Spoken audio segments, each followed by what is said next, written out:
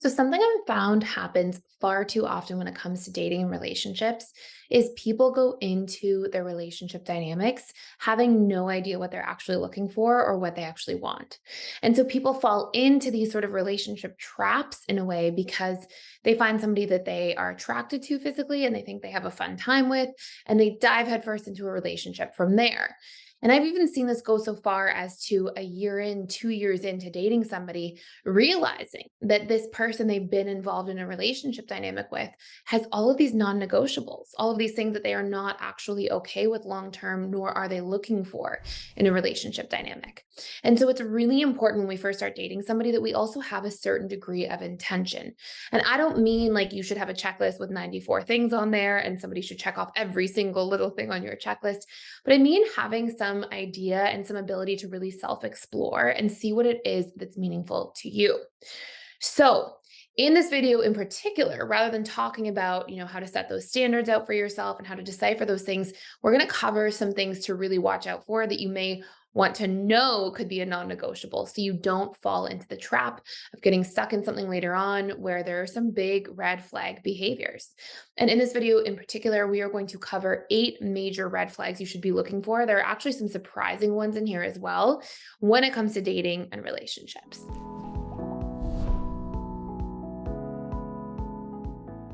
So, first and foremost, the obvious one is disrespect. I find this to be something that kind of goes unnoticed because people can so easily justify that they're being disrespectful, which I really don't believe there's any justification for being disrespectful to other people. It doesn't mean that we're not going to be human beings and make mistakes sometimes if we're triggered or angry, but disrespect is a norm in somebody's personality when you're first dating them. You're probably going to see if they are disrespecting other people, especially strangers, whether it's like waiters at a restaurant, whether it's their parents that they treat with disrespect or friends that they treat in a disrespectful manner. If you're seeing that in other areas of a person's life, you're eventually probably going to see that in the relationship with you. And I think it's really important to set standards around respect in relationship dynamics, because if we don't have those, that's usually going to bite us later on. Number two, unwillingness to hash things out. One of the biggest reasons relationships fail, if I had to pick one specific thing that's like, this is why relationships fail, I would say it's because there's an inability to communicate and work through things. If you do not know how to work through problems in a relationship, you're basically going to get stuck in the power struggle stage forever. And what I mean by this is when we have these different stages of dating and relationships, like we start off in the dating stage or the vetting phase, then we go into the honeymoon stage, then we go into power struggle. It's impossible to make it through the power struggle stage and into the stability stage, commitment stage, and bliss stages if you don't know how to work things through. And I would see tons and tons of couples come into my office who would come in with decades of resentment. They would come in and they would have like their resentment tanks just to the brim full of resentment. And it made it so difficult to even have like these starting point conversations. Like, you could see in early days working with them how, one or two discussions about daily things would turn into, well, last year you did this and 2 years ago you did that, because they hadn't worked those things through. And so I would always set an intention when working with clients that we need our resentment tanks to be on empty. Like we want to work through everything that's there. And I always set intentions, in my own relationships personally to have no resentment. And I know that for some people, because this was me at one point in my life as well, I know that for some people that seems almost impossible. Like, what do you mean? It's so normal to have resentment relationships. But that shouldn't be something we normalize. That's not everybody's normal. That's not the average securely attached person's normal, because they're working through things in their relationships. If there's a problem, and I can speak for myself right now, if there's an issue in any of my close relationships, I'm going to make sure that that issue is discussed and worked through. I will not leave it alone. And I will have the discussions enough times that it takes to work through it, because in cherishing the relationships close to you, you're going to want to hash things out effectively. And it's such a massive component.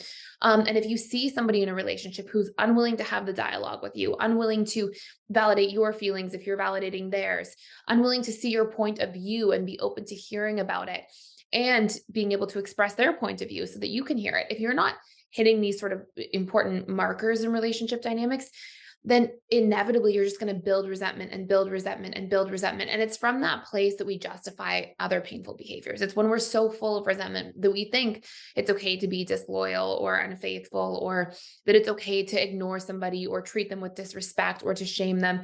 And so it's really important we recognize like this is one of the big root causes that we have to look out for.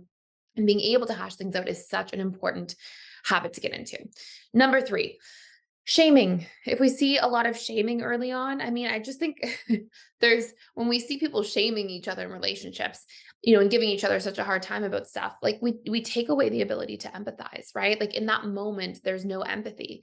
And again, this isn't like, oh, if somebody ever makes a shaming comment, that's passive aggressive once in the first year that you're dating them, see, show them the door. I'm not saying that. I'm saying that if we see somebody who it's in their character, like in their personality to say, oh, that's disgusting. Why did you do that? Or just like speak in a shaming way to other people, that's such a hurtful thing. And I find that when we shame, there's this inability to like, again, truly empathize and see how we're affecting somebody with our dialogue. So I find that to be a really important red flag that often goes sort of flying under the radar there. Now, here's another one that people often get, I think, confused by, which is if somebody is secretive in early stages of dating. Now, there's a big difference between being secretive versus being private. Okay. Somebody who's private doesn't have to be secretive. Somebody who's private may be, slower to open up, slower to share things, kind of need their space, sort of need their boundaries. But, as they start to build trust and connection with somebody, they will become more and more transparent. And you'll generally see it's sort of, if you could like map it out, it's sort of on this curve where there's this constant kind of increase towards more transparency. Being secretive is different. Being secretive usually indicates that somebody's trying to hide something. Being secretive usually means that somebody's like, you know, grabbing their phone out of the way if the text message comes up, really unwilling to have you have access to their personal space, to their, like coming over to their home, for example, like clearly hiding things, clearly not letting you into their world, not letting you meet their friends. If there's this secretive dynamic, rather than somebody just being slow to warm up and build the trust enough to share, which can actually be a healthy thing if somebody's private to a certain degree, if somebody's secretive and they're hiding things or they're lying or their stories are constantly changing about things and clearly they're leaving out details of things. I mean, this is a really important red flag. And while I think it's pretty obvious to say being secretive is a red flag, I find that people actually really struggle to distinguish between secretive and private. And hopefully now that I shared that, that will give you a proper distinction, because if somebody's really secretive, that a lack of transparency in relationships can really land in difficult ways for couples later down the line. And sometimes, somebody being really secretive actually indicates that they may not be as available to you as they might be saying that they are. Now, before I go into the next 4 red flags, I do want to say if you are somebody who's getting back into dating and really doesn't know exactly what you want right now, I actually have a course you can check out completely for free for 14 days as a part of our trial. And we actually have a lifetime membership happening right now as well, with $1,000 off of our lifetime, which means access to all of the personal development school for life. So you can opt into either one of those things. I'll put both links down below, whether you want to get the huge discount on the lifetime or just 14-day free trial. And one of the courses I recommend if you're getting into this sort of dating dynamic is to check out the course all about developing it says it's called How to Master the Dating Stage of Relationships. And it's all about how to like really learn your standards, learn your non-negotiables, learn your boundaries, learn how to date in an effective way too. Because I find that sometimes people are like starting their first date as a job interview and other people are starting the first date like, wanting to be, keep people really, really far away and totally not knowing how to be vulnerable or even being able to really build a connection with somebody. So we target like all of those different dynamics and some really powerful dating hacks to make dating enjoyable and easy. So you can check out that course for 14 days for free, or you can check out the huge discount we have. Both are for a limited time on the lifetime membership. I'll leave both of those links. Okay, number 5. And this is another hidden one that I find people are usually kind of, it flies under the radar. People sort of miss this one. And it's if there's a lack of individuation. And what I mean by this is if somebody doesn't know who they are when they're dating you, it is more likely that as time goes on, their preferences or what they're really looking for will change. If somebody goes into dating, and again, I don't mean this rigid 94-point checklist where everything has to line up in such an exact way.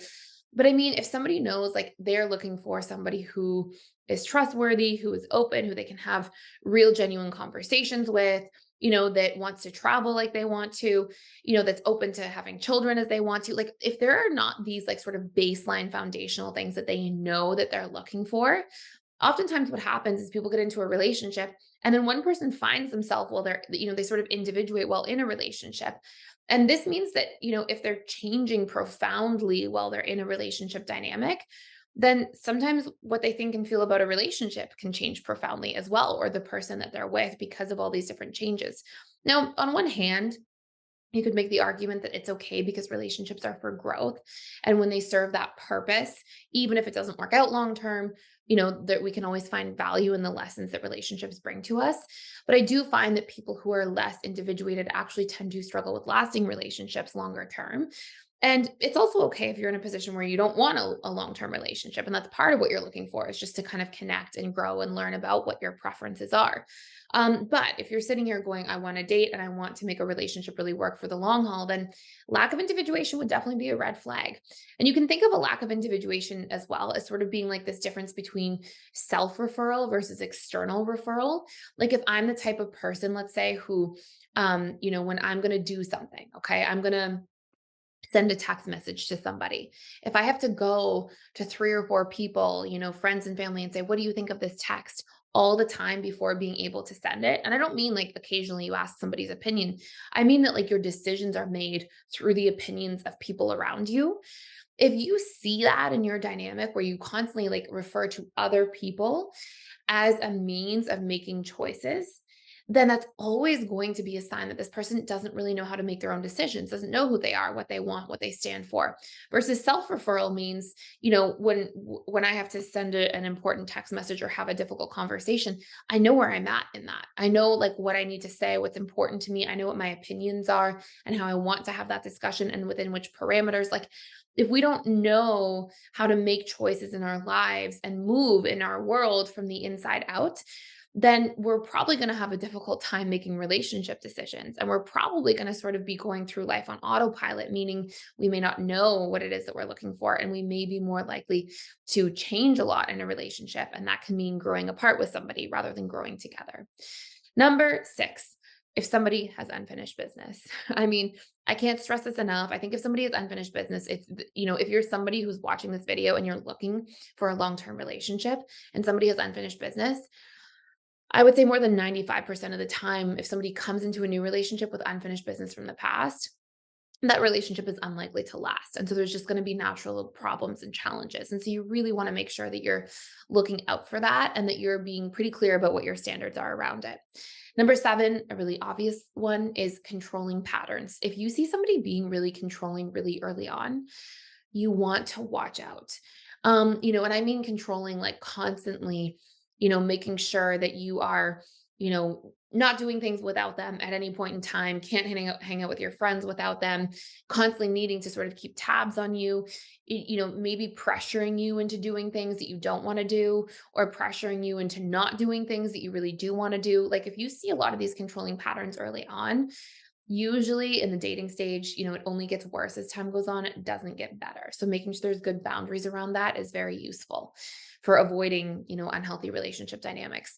And last but not least, if somebody is in a place where they have a history of really bad relationships, and I want to say this in a really careful way and a mindful way, you know, if somebody has really bad relationships, sometimes it's because they are an insecurely attached person and they actually end up in relationships with unhealthy people, because that's more likely to happen if somebody's insecurely attached. I'm not talking about that. I'm not talking about like, hey, somebody was constantly with a painful partner, somebody who didn't treat them well. I more mean if there are legal issues from a relationship to relationship. If you're seeing all these dynamics where there are, there's everything ended on a terrible note from person to person to person. If there's dynamics where, somebody's still holding on to like all of this kind of venom for people that they were in relationships with in the past. The way they talk about their exes is like with so much like anger and rage and hatred. That's kind of the stuff I'm looking for, not people who got taken advantage of or hurt or cheated on or things like that. That could indicate somebody that needs to maybe do some healing and stop choosing emotionally unavailable people. But that's not going to make the relationship with this person a bad one, right?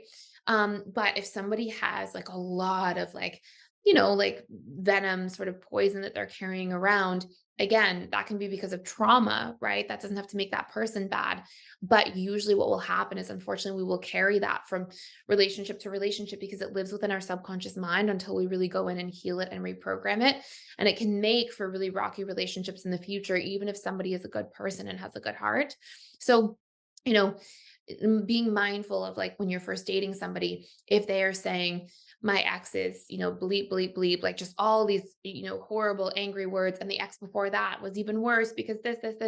If that's not resolved, if they haven't made peace, we always bring those sorts of dynamics into our future relationships. And so it is important to be mindful that that person may need to do some healing in order to really be ready and available for a good relationship and something solid.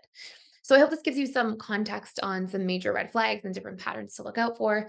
If you have any other ones that you want to drop down below, I mean, we could definitely say that there's a lot of other red flags, but I'd be interested to hear yours, some that you see that are valuable for you to pay attention to and notice. And if you have any other ideas for video content, I would love for you to share down below. I'm always excited to see new video ideas.